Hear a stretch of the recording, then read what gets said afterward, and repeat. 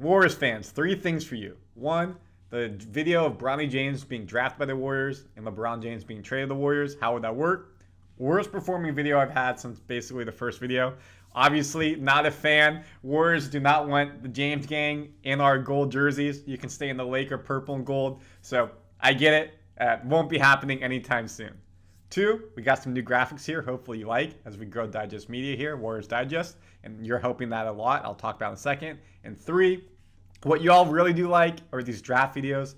We're less than 25 days away from the draft, the creating this video. We've been breaking down the players the Warriors are bringing in. We got 2 players for you today. 1, a player of the year defensively in the Pac-12. A lot of people have been commenting his name. And who is it?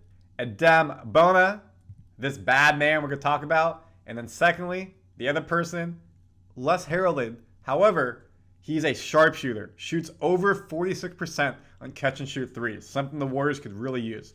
So we're going to have a draft video breakdown for you. Before we get into it, thank you all for subscribing. When I first talked about we're close to 1,000 2 videos ago, we were at 910. As we're creating this video, 957. When we hit 1,000, we can create new perks, memberships, exclusive opportunities for you, the fans, to be with us on Warriors Digest and get some cool things. So please keep subscribing, support us, helps new people find Warriors Digest, and we love it. Let's get into today's video. Adem Bona. This man right here, look at that. What a block. Palmed it.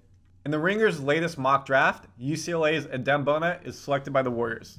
That's big. That means he's falling to 52nd, the Rookie of the Year in the Pac-12 2 years ago, the Defensive Player of the Year in the Pac-12, big time. And we're looking at a list of players the Warriors have worked out. We've touched on a lot of these people. Brooks Barnhizer from Northwestern, Florida State, Darren Green Jr., Keyshawn Johnson, Arizona, Pell Larson, Arizona, Shahada Wells, McNeese State, Moses Wood. However, Adem's not on it. Why are we not working him out if this is who potentially a big publication says? Well, obviously, other things go into it. That's a very loaded question. But I personally think, and you're going to see, he's a really good fit. I know people have commented his name. He's a good fit. Bona, similar to Kevon Looney, could provide support behind him. Coincidentally, another UCLA player, of course.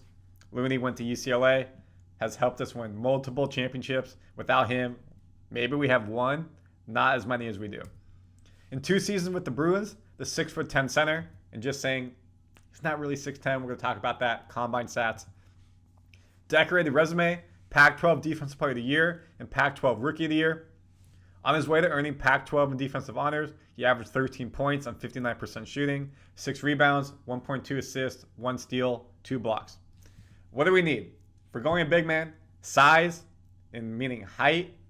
We want someone who can protect the rim, be an enforcer, grab rebounds, and be in the paint and dissuade people from coming in, getting easy layups and shots. 2 blocks a game, very big. That's awesome. When we look at rebounds, 6 a game, great. Nothing bad there whatsoever. And 6'10". But again, we're going to go into that in a second. UCLA has him at 6'10" per ESPN. They get the stats from USA website, so ESPN has him at 6'10". Out of Nigeria, overall, his season stats for 23-24, 12.5 points, 6 rebounds, 1 assist, 59% shooting.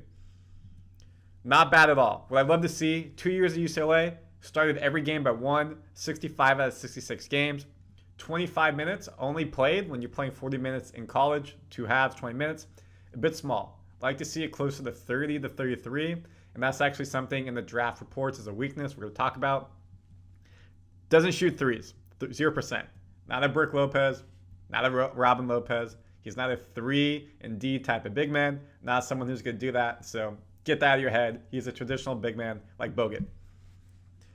When we look at rebounding, 2 offensive rebounds a game. For defensive, we look at blocks, 1.8 in his final season, of course, and then 12.4 points.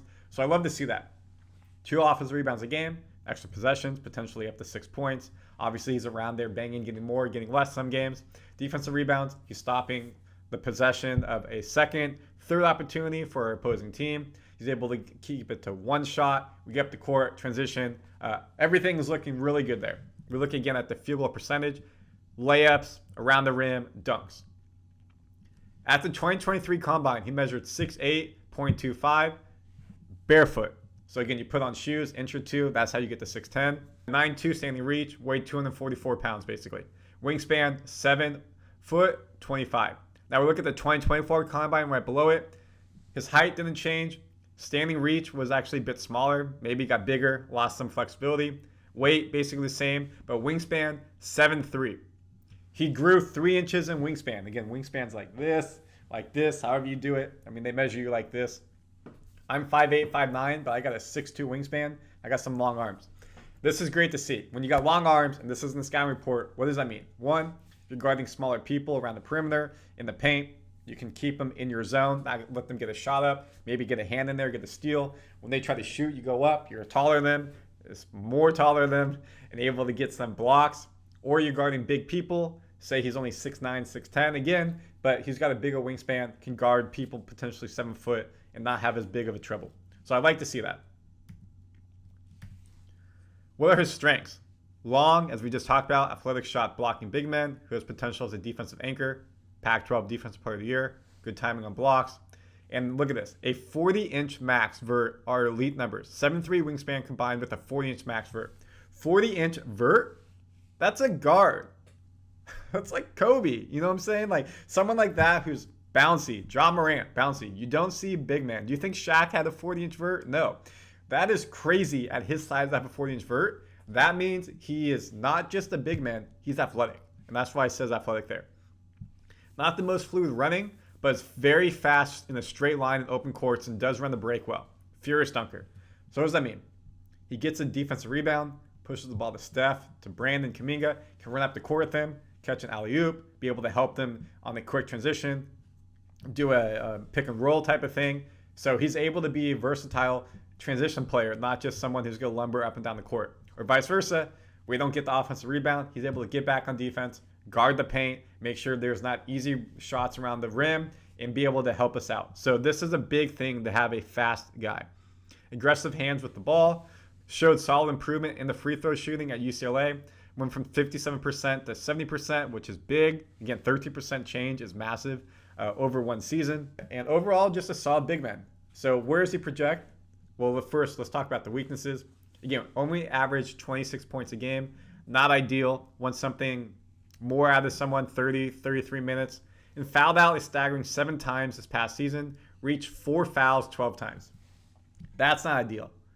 7 foul outs in 33 games.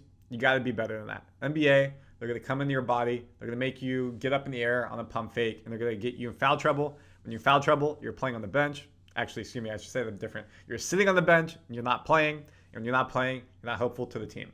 And if the team, the coaches can't trust you to be on the court, you won't play because you're in foul trouble a lot, and you can't keep giving up silly fouls to where they're in the penalty early in the quarter. Will likely need to get more aggressive on the offensive boards. Didn't really show passing abilities. Attempted 0 3-pointers in his college career. And then mid-range shooting is fairly non-existent. So something the Warriors staff will have to do if he comes to this team, work on the shooting. We've seen many players in the NBA get into a shooting program, develop a competent shot. Something Trayce Jackson-Davis said he was doing this offseason. I want to get better at shooting.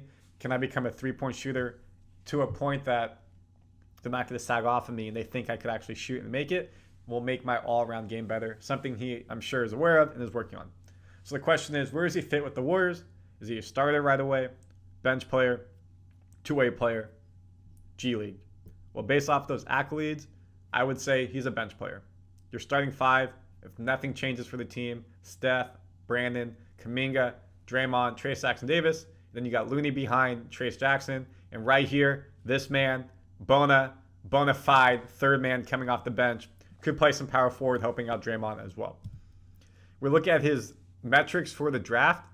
Big board 57, his overall rating 94. So that does not match. So they're rating him much higher than what they think he'll be drafted. And this happens a lot with big men. You see Zach Edey, same thing. Was NCAA Player of the Year, D1 college basketball multiple times. However, not rated to be a top couple picks. It's just not the way the game is in the NBA. But athleticism 8, size, defense, strength 9, rebounding 9, NBA ready 8. This is all really good stuff. So I love to see it.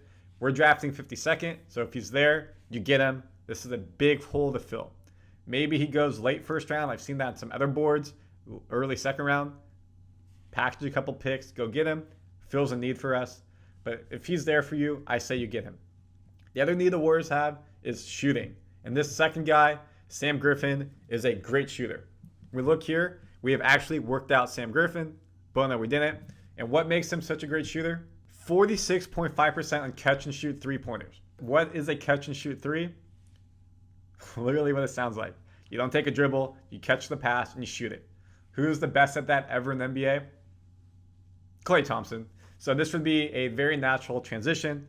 The difference is he's 6'3". Of course, Klay is 6'6". So I'm not going to say he's the next Klay Thompson, but has the same type of shooting ability. Averaged 17 points a game this season, 3.7 rebounds, 3.4 assists, 43% shooting for Wyoming. So he's not playing the best talent while coming at a mid-major at Wyoming. Played at Tulsa for a couple years, UTA before that. So really, you want to see someone at this level, like a John Morant. You knew he was a superstar based off the way he's playing. Well, fair enough, you didn't know, but he was clearly the best person playing in the mid-majors. Here, he's basically averaging double points a game every season, which is awesome. Three-point shooting is above 35% mainly each time. Field goal percentage around 40. He's playing a lot of minutes, starting most of the games, rebounding, getting some rebounds as a guard, and be able to get a couple assists.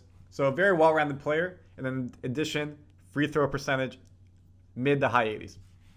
So he's just a pure shooter. This is someone who you can count on, can come in and shoot, most likely at any level. Coming from Wyoming, he's actually not projected to be drafted. I couldn't find any grades on him either. So that means that he would go undrafted. This is actually a win, because then you can go get Bona at the 52nd pick or around there, and then you sign this man right here, Griffin, as a undrafted free agent. Put him in the summer league, let him play, see how he does, practice with the team. Then you either can two-way player, sign him, or sign him to the G League. Maybe he goes undrafted, goes to a different team. You keep tabs on him through summer league or whatever he does. You can always bring him in after it becomes a free agent. So I think these are two viable picks. Again, Griffin's not going to be a starter, not going to be on the bench, going to be a two-way player at best or a G League player to start, grow his skill, and then come to the Warriors. And who did we see that with? Jordan Poole was supposed to be a high-level player, didn't, went to G League, developed his craft, and became a good player. Santos, Kionis, Spencer, all were G League players, proved themselves, got to the main roster. So I think these are two good picks. Comment your thoughts. And again, we're going to have more breakdowns coming as the draft is getting closer and closer. And please subscribe. Help us hit 1,000 subscribers. It means so much. And we'll give you a lot of exclusive perks when we get there. Bye, y'all.